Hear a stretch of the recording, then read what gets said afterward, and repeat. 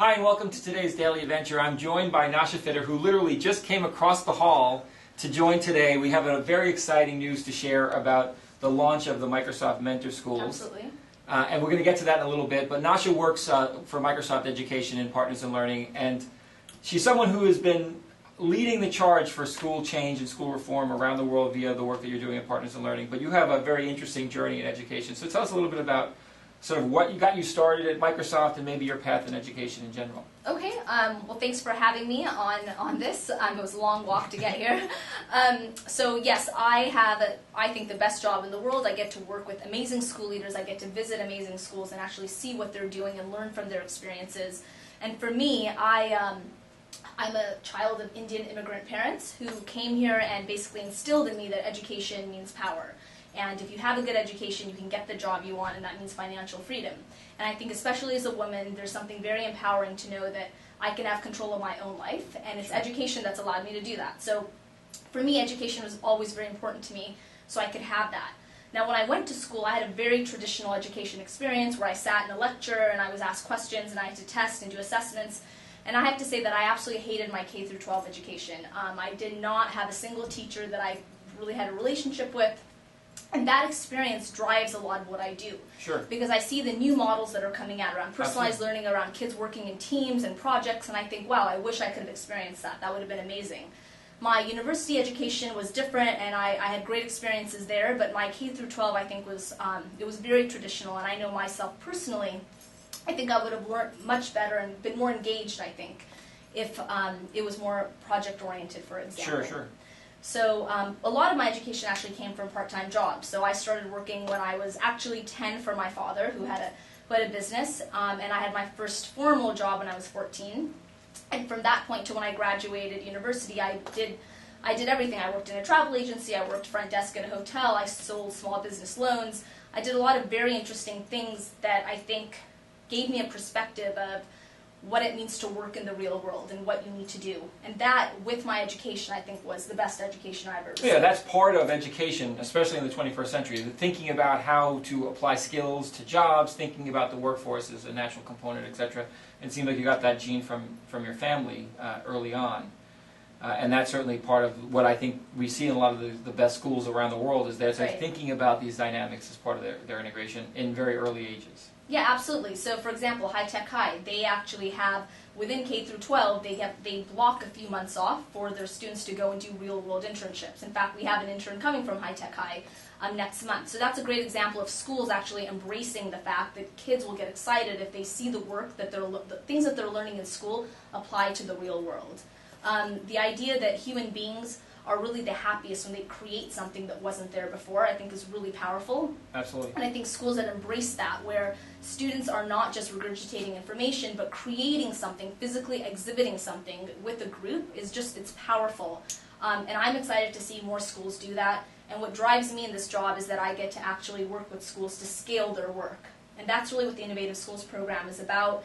It's showcasing these best practices, but we have to move away from a world where there's just pockets of innovation and pockets of great learning, and actually find ways to scale that, especially within the public school education system. Agree, and that's certainly something that I think the innovative schools can do, can bring this community together of schools who are learning from each other, not settling for just being a lone example in their region or their country, but becoming a catalyst for change broadly. Exactly, absolutely. And that's why the Global Forum, which is when you apply to become a mentor school, you get the opportunity to come to the Global Forum, is so fascinating, because you as a school leader get to meet school leaders from around the world doing really amazing work, and that's our first effort to really scale the program. So tell us a little bit about, so we're going to launch this on May 6th. May 6th is the big launch, and at that day, a school leader can go to our site, the PIL Network, pill-network.com, and apply to become sign up to be an innovative school, and then apply to become a mentor school. And the mentor school is really special.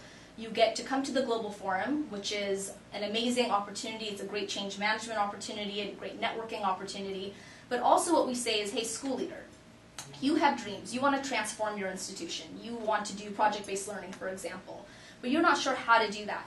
We actually provide all mentor schools with a coach for an entire year, and all of our coaches are world-renowned education consultants, and they will work with the school leader through a period of 365 days to actually achieve their goals. And that's really powerful. So you start your journey at the Global Forum, and you end it a year later going through this change management experience. And it's a really special program. Schools become very close with other schools within the program, and we call it a mentor school because what we want is we want them to mentor other schools. Yeah. As they're going through the experience, we want them to reach out to other schools in their area, outside of their area, and show them what they've learned, what they're doing. And so that's a community we're trying to inculcate. So there's certainly some benefits for becoming a mentor school and some motivation for school leaders to join or sign up for this process. Yes. What are we hoping to learn or take forward to with the journey and the learnings we're going to get from these mentor schools to help teachers and students directly? So what we want to take forward is we would like these school leaders to come and actually showcase what they've done. And within the Global Forum, we actually have an expert educator program. We bring educators there, we bring policy leaders there, and the idea is that when a school leader can come up on stage and showcase what they do, that other people are listening to them. Absolutely. And we also have a program, we have professional development, and we encourage our school leaders to work with their own teachers, because what we believe is that it's great when you have a few superstar teachers in your school, but if you want to actually take your school and transform it and move the entire school, you need to work with your entire teaching community and build that peer community. And that's what we really hope is will happen through the schools program, and actually what we've seen happening through the schools program. Tell me a little bit about it. We have some mentor schools that we work with very closely today. Yes. Maybe a couple of examples, either things that you've been surprised by in schools or maybe excited as you visit schools and work with these schools directly. Okay, that is, it's hard because I work with so many great schools, but I'll give you a few examples. So there's a school called Varsity College in Australia. It's one of the largest public schools in Australia. And Jeff Davis, by the way, Yes. from Varsity College, was the first ever feature on Daily Adventures. Oh, amazing. Great. Well, that's perfect that that's the first school I mentioned. So what I love about what Jeff has done in his school is he gives the power to the student, and I think that's really important. He has all of the students who come to school, they, in the beginning of the year, write a personal journey. They say, this is what I want to learn, these are the subjects that I know I need to take, but here's the additional things I'd like to do. And within the subjects, this is what I want to make sure I get out of it. They get a coach as well for the period of the time that they're in school, and they have weekly meetings with both their educators and their coaches. And it's sort of a package where the student is working with this team to make sure that he or she is achieving the goals that they've set forth. But the big shift that Jeff has found is that the students just feel like, wait, my education is actually about me, and I have the responsibility. And the truth is that that's the real world. When you get out in the real world, no one is telling you exactly what to do. And when you look at most work environments, the people that tend to succeed are the ones who don't wait for someone to tell them what to do, that take initiative. And I think it's important that schools are actually teaching that type of skill early on. So that's something Jeff does extremely well, and I love it, and I think he's great for it.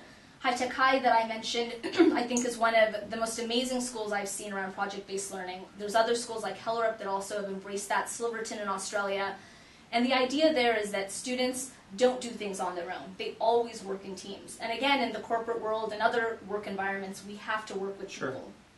And many of us have spent so long being individual learners that when we have to then work with people to create, it becomes challenging. We don't know how to do that, especially when it's people in different cultures, different personalities.